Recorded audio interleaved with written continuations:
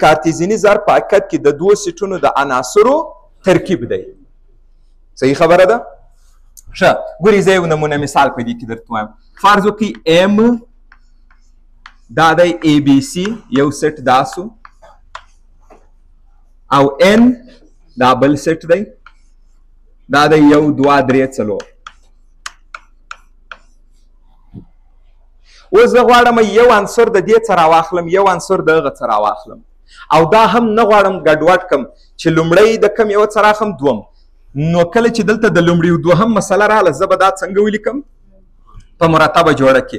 اوس ګورئ د لومړي سیټ څخه مې ا راواخیستی د دوهم سیټ څخه د لومړي سیټ څخه ا د دوهم سیټ څخه یو دا یو مرتبه جوړه درته راغله. اوس به تاسې په همدې شکل د لومړي او د دوهم سیټ عناصر سره ترکیب کوئ او ټول امکانات به یې ولیکئ چې څومره ممکنه حالتونه دي. او اوس نو ګوري زه کولی سم ا و یو سره ترکیب کم کاما کولی سم ا و 2 سره ترکیب کم او ا و 3 ا و 4. خبر اوس په دې کې ده آیا ما ا د ټولو سره ترکیب کوي که نه؟ هدف دا دی چې ته ا د ټولو سره ترکیب کړې. دا هدف نه دی چې ته کله ا ترکیبه اول د کم یو سره ترکیب کړې دوم. هدف دا دی چې د ټولو سره باید ترکیب کړې. کولی سي ا اول د 2 سره ترکیب کړې ا بیا وروسته د 4 بیا د 1 بیا د 3. زما هدف دا دی چې دا 4 سره حالتونه ته باید ولیکې. بیا اول ا د کم یو سره ترکیب کم دا مهم نه دی خو موږ په سوالو کې دا کار ولیکو د دې دپاره چې زما ير نسی غلط یې نه کم. نو زه بیا کار کوم په ترتیب مخته ځم څه وم ا د 1 سره ا د 2 سره چې داسې نه کم دا نه راڅه پاته سوی. په دې کې د ټولو امکاناتو لیکنه حتمی ده. دا د کارتیزني ضرب په مسله کې. کارتیزني ضرب همدغه دی د دوو سیټونو عناصر ترکیب کوي. اوس راځم بي ته. آیا زه کولی سم اول ولیکم بي 4؟ کوای سې مګر موږ دا ولې په عملا په سوالو کې دا کار نه کوو د دې دپاره چې غلطي ونه کړم زما څه غلط نه سي. یعنې دا ما خپل ځان ته دغسې یو میتود جوړ کړئ. نو زه لیکم بي 1 بي 2 بي 3 بي 4. متوجه سولئ؟ خو زه څه کوشش کوم دا لومړی مالفې د هرې مرتبې جوړې د یوه سټه انتخابوم دوهمې مالفې د دوم ګډوډ نسئ کولی. کوم ګډوډ اجرا کوي دا کارتیزني ضرب نه دی هغه به بل څه نو کارتیزني ضرب زه اوس درته تشریح کوم. اوس به څه کار وکړئ سی به د ټولو سره ولیکئ C1 C2 C3 C4. آیا دا هغه ټول عناصر سوله یا هغه دا هغه ټول امکانات سو چې موږ دا دواړه سیټونه څنګه یو له بل سره ترکیب کولی سو؟ اوس دا ترکیب نن یو لږ ادامه ورکوو چې دا په حقیقت کې دا د دوو سیټونو عناصر چې تا سره ترکیب کړه یعنې د دې دوو سیټونو د عناصرو ترمنځ دي ارتباط جوړ کړئ. یعنې موږ تاسې په ډېر څه ورته وایي په اسانه توګه کوشش کوو د کارتیزني ضرب څخه جمپ وکړو ولاړ سو د رابطې مفهوم ته د رابطې څخه داخل سو د تابع مفهوم ته. او غواړو چې دلته په منځ کې یو خلا نه وي رامنځته یعنې دا وصل کو دا درسونه یو له بل سره. اوس دا ترکیب کول ما ته سوال پیدا کېږي ښه په حقیقت کې تا څه وکړه زه ما د دوو سیټونو د عناصرو ترمنځ ارتباطات جوړ کړه یو رابطه مې رامنځته کړه. اوس د دې کارتیزني ضرب نوم څنګه ایښودل کېږي دغه مهمه مسله ده.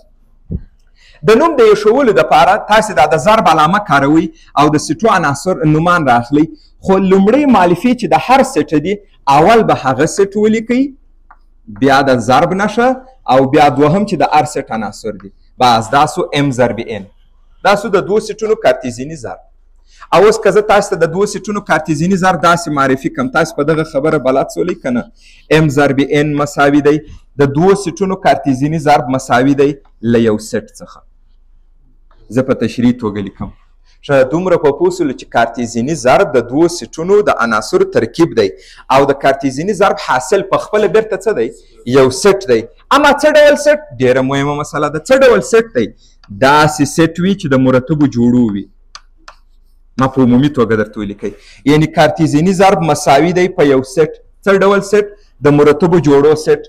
داسې چې دا مرتبه جوړه څنګه جوړه سوې اولي عنصر یې د اولي سیټ څخه راخیستل سوی او کامه مې ورکړه یا دغه توری هم کولی سئ څنګه ووایاست او کامه یا هغه سمبول او دوهم توری د دوهم سیټ څخه راخیستل شوی.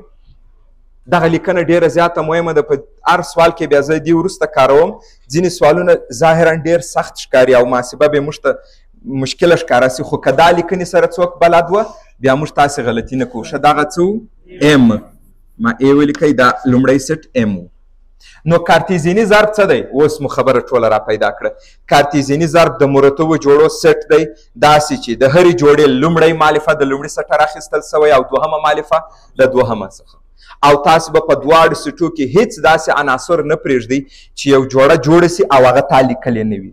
په همدغه خاطر چې دا شي ته ټول دقت وکړي، نو موږ تاسې د دې د عناصرو تعداد د ام ضرب ان د ریاضي په ژبه به ولیکم اسانه راځي. د ام ضرب ان تعداد یعنې ام ضرب ان دا تاسو په سیټو کې ویلی چې کله د یو سیټ نوم ته مو دا ولیکئ هغه ته وایي د عناصرو شمیر. دغه اوس نوم دی د دې کارتیزیني ضرب او دا نوم دی. د عناصرو شمیر مساوي کیږي د هر سیټ د عناصرو د شمیر سره.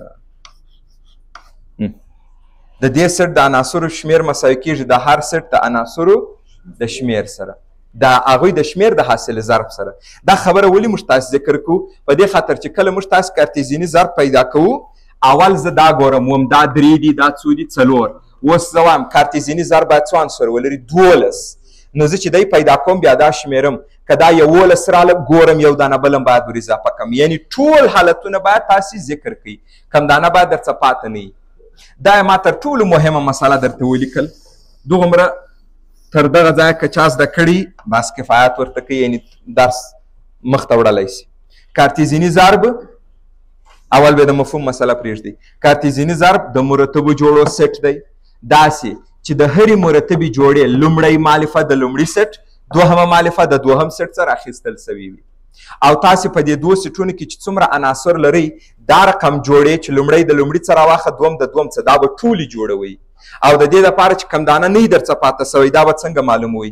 د کارتیزیني ضرب د عناصرو تعداد د هر سیټ د عناصرو د تعداد د حاصل ضرب سره مساوي وي. او په کارتیزیني ضرب کې تبدیلي قانون نه لرو، یعنی مطلب دا دواړه یو له بل سره مساوي نه دي. اوس خو نو موږ تاسو تعریف زده کړی په پوهېږو چې دا حقیقتا مساوي نه دي. ولې؟ په دې خاطر چې زه په دې کې دام د مرتبو جوړو سیټ دی دام، خو په دې کې زه څه کار کوم؟ لومړی مالفه د ام سیټه راخلم، په دې کې لومړی مالفه د ان سیټه راخلم، په دې کې دوم مالفه د ان څه، په دې کې دوم مالفه د ام څه. نو که چیرې تاسو دغه کار دلته کړی وای یو څو دانې چې ولیکو، که مو ان ضرب ام پیدا کړی وای یو څو دانې لیکم ان ضرب ام. اوس به تا لومړی مالفه د دې څه راخیستلی، دوهم د دې څه. نو یو د ا سره، یو د بي سره، یو د سی سره، نورې بیخي چې وم نه لیکو. ته دغسې یو عنصر په دې ټول سیټ کې لرې یو ا. نه موږ ا یو لرو. دا مونږ بیا ویلی دي چې ا یو ا نه دي مساوي. چې کله په دوو سیټونو کې یو عنصر یو له بل سره مساوي نه راله، هغه سیټونه مساوي نه بلل کېږي. نو دا سیټونه برابر نه دي. اما د عناصرو شمېر یې دایما څه مساوي. نو په دغه خاطر دې دوو سیټو ته زه کولی شم څه نوم ورکړم؟ دا یو د بل سره معادل سیټونه دي.